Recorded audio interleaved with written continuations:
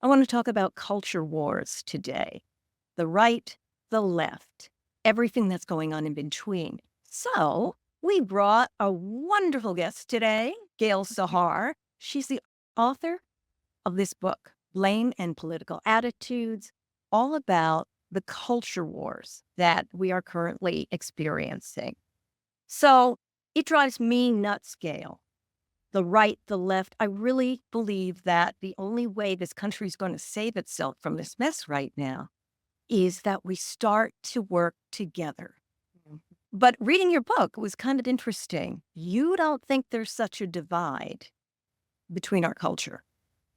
Yeah, I don't. I think the book is really about a lot of similarities in the way Democrats and Republicans or liberals and conservatives think about political issues. So I think there are a lot of researchers now who think we're more affectively polarized, meaning resentful of each other, than we are really issue polarized, meaning taking drastically different positions on issues. Most Americans are kind of moderate, pragmatic moderates. But yeah, I think that there is a culture war sort of going on, but I think it's largely driven by media and by politicians themselves. Uh, So let me get this clear. You think we can meet in the middle? I think that if we could tamp down the anger and fear to some degree, I think that, yes, I do think that there's a lot of overlap. When a lot of people, when they actually sit down and have a conversation about why they think the way they do about issues, they do find overlap. They do find Mhm. commonalities. And at the very least, they understand how the other party thinks about it.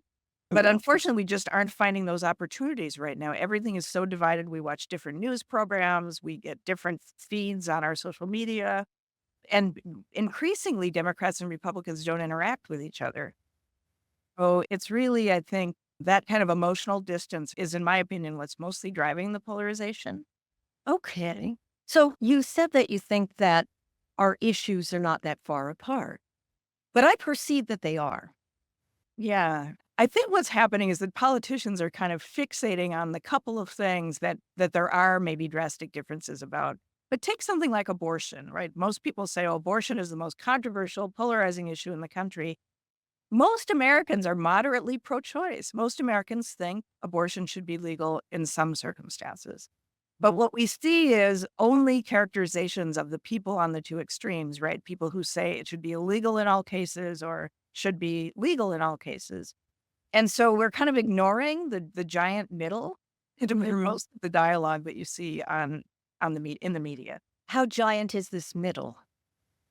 Well, it depends on how you measure, and I'm talking about not necessarily people who call themselves. I mean, they may identify as Democrat or Republican, but my belief is that the two extremes are really a pretty small percentage of the people, and that in fact most people are kind of pragmatic. They think about what would be good for the country.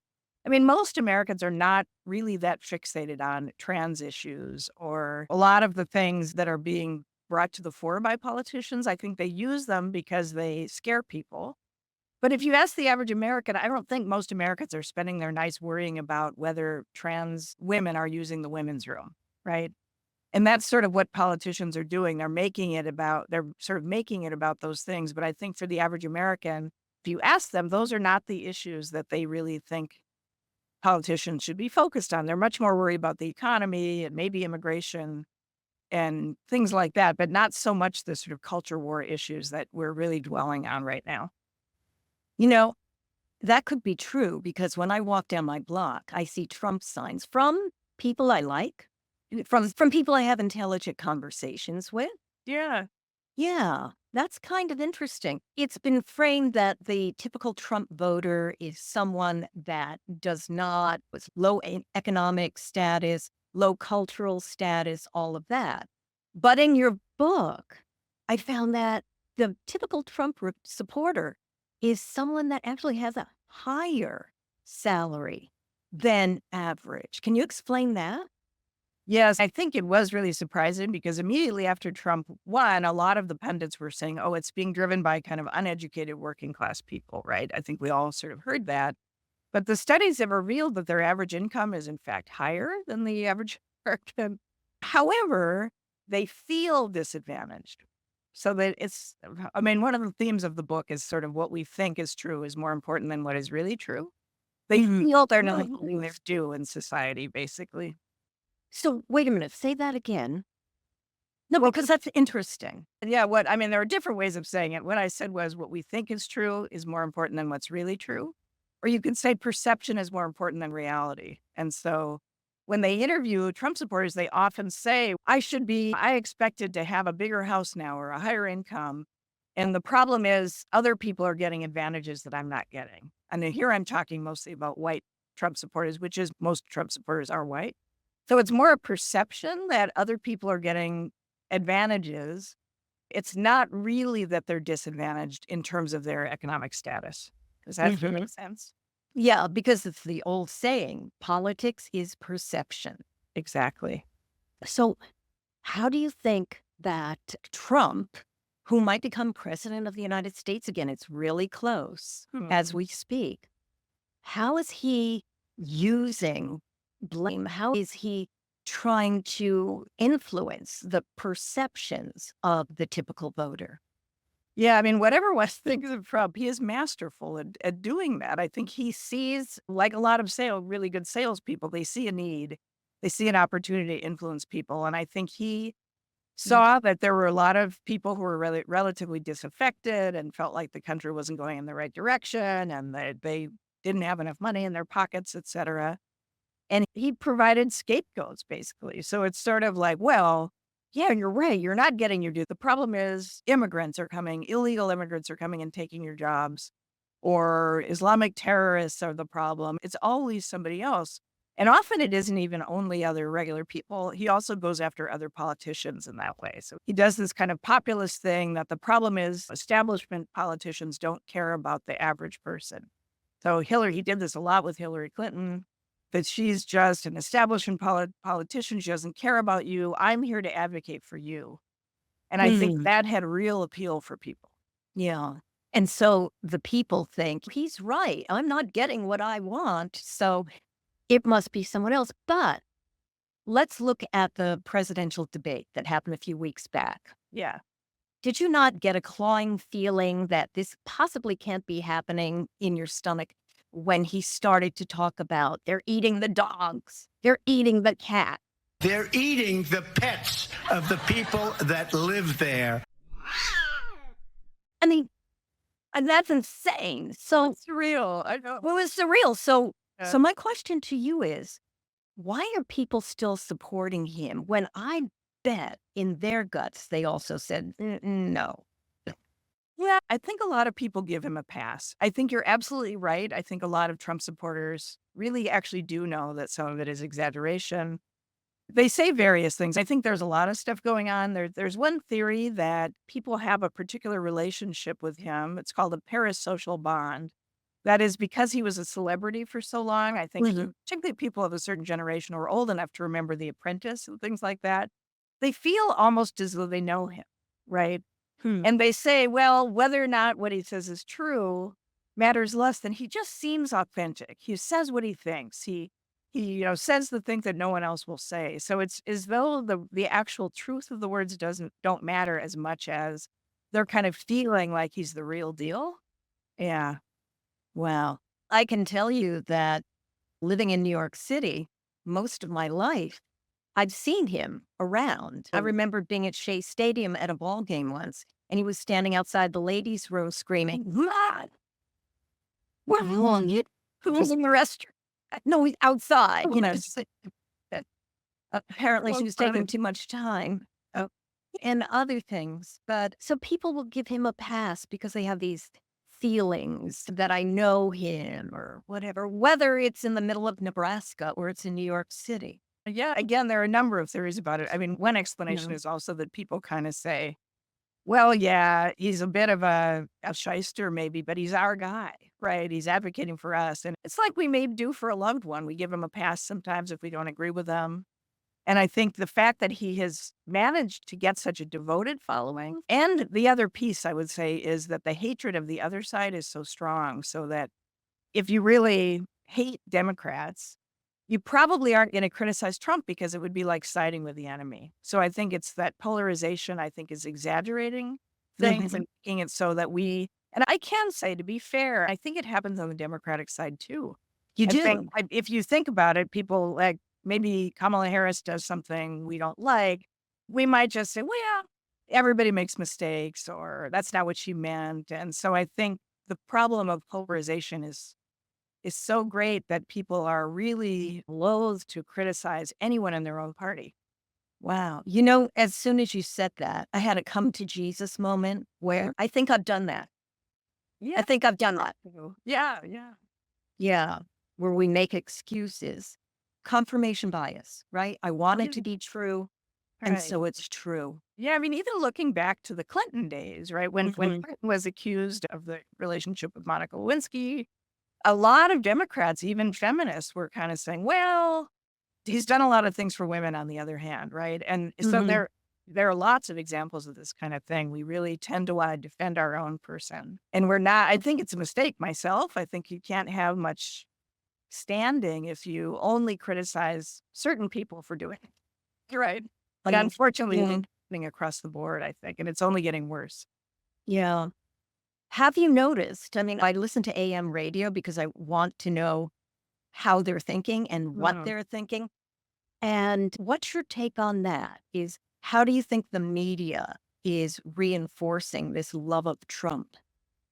Yeah, I mean, I do think it's a huge contributor. I mean, when we were young, we had Walter Cronkite or news people that just read the news, right? And whether or not, I'm not saying there was no bias, but they didn't take a strong position on things. And now, as you well know, right, all of these media outlets are completely polarized themselves. And you don't have to watch Newsmax or Fox News even. I haven't listened to AM radio, but I'm assuming it's about the same. Yeah. They're driving it, right? They come up with these outrageous examples of the terrible things one side or the other is doing and demonize the other group. And I think it just makes people dig in their heels more and more.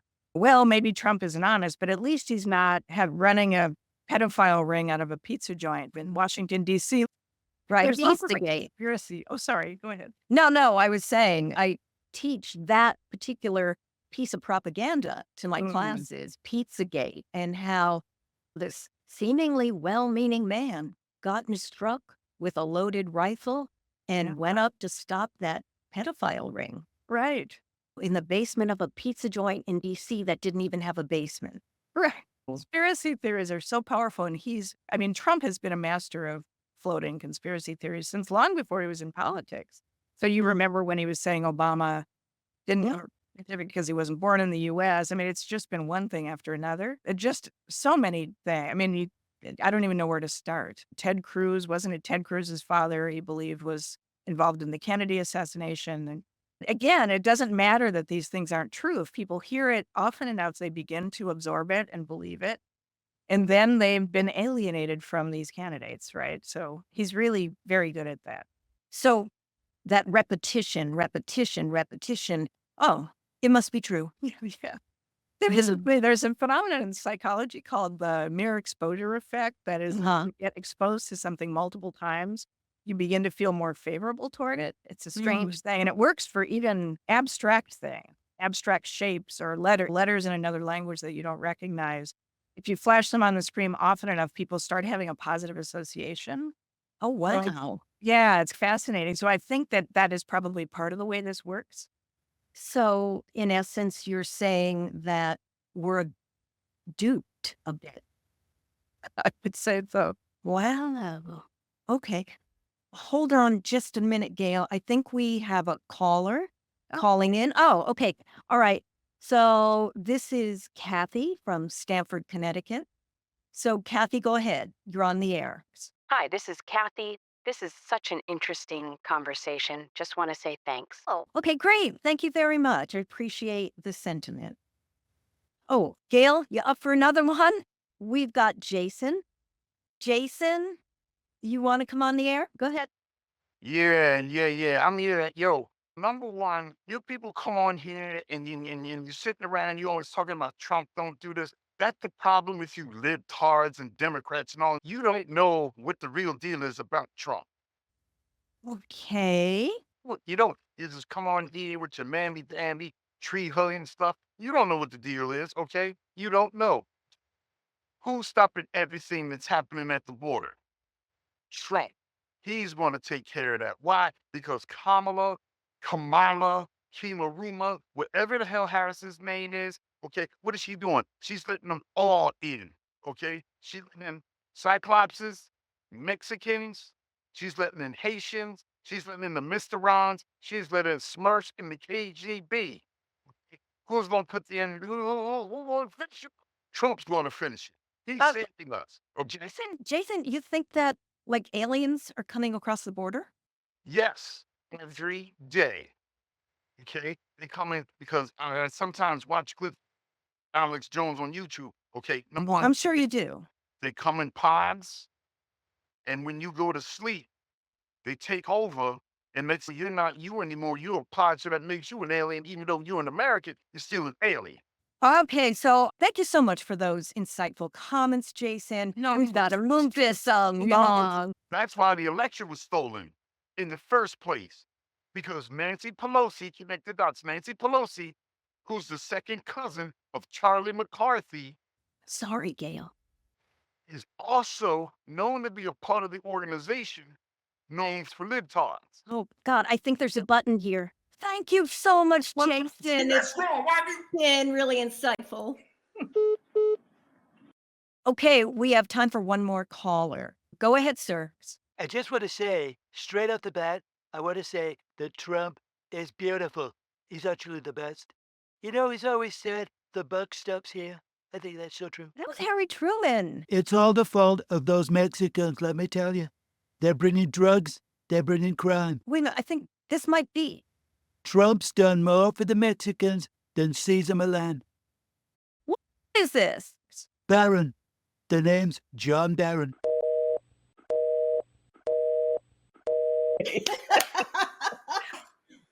So, Gail, it seems like we're being manipulated, we're being duped, unless we take really strong due diligence to find out what's going on with us.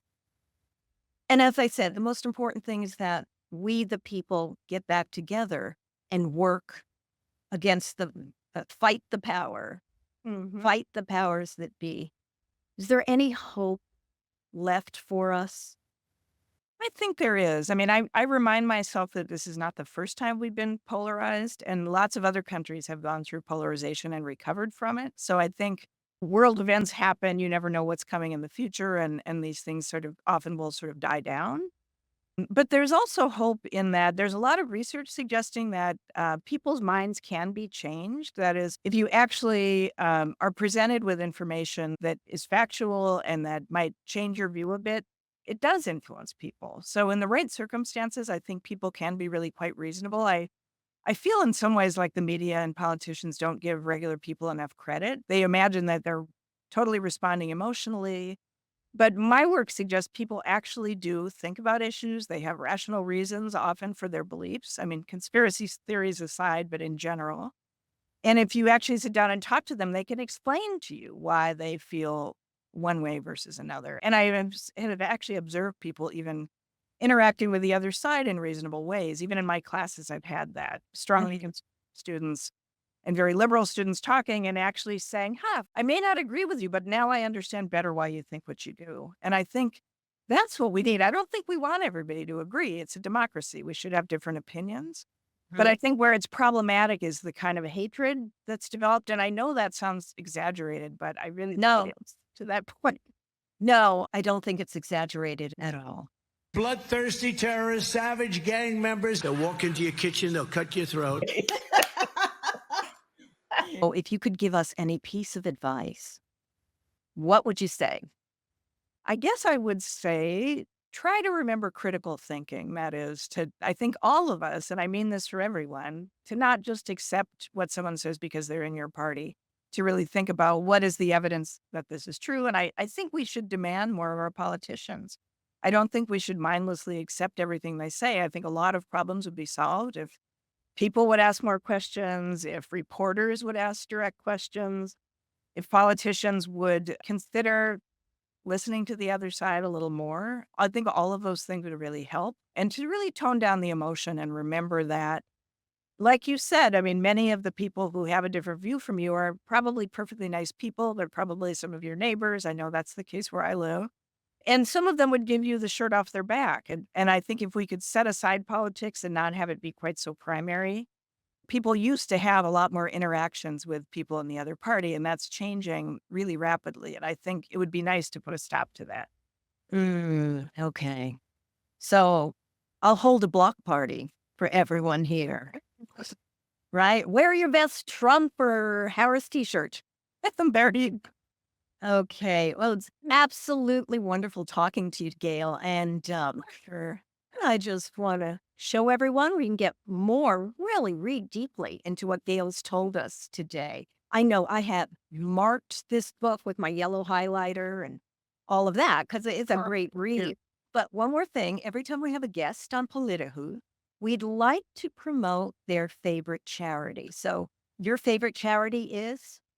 UNRWA, it's the UN Relief Workers Organization, work organization, and they are providing help in Gaza for people who are suffering very greatly, and they're desperately in need of funds. So if you're, whatever your orientation, whatever you're feeling about the Middle East, I think none of us like to see people suffering. And so if you have it in your heart to help, I think it can mean the difference between life and death for people. Oh, great. And for all of you that want to give to UNRWA, what you can do is go to unrwa.org. Okay. It's unrwa.org, and there's a donate button up in the top right corner. Okay. So again, I want to thank you very much, Gail Sahar, political psychologist and author of Blame and Political Attitudes. Thank you so much, Jackie. It was fun. Okay. Take care. Bye. Bye.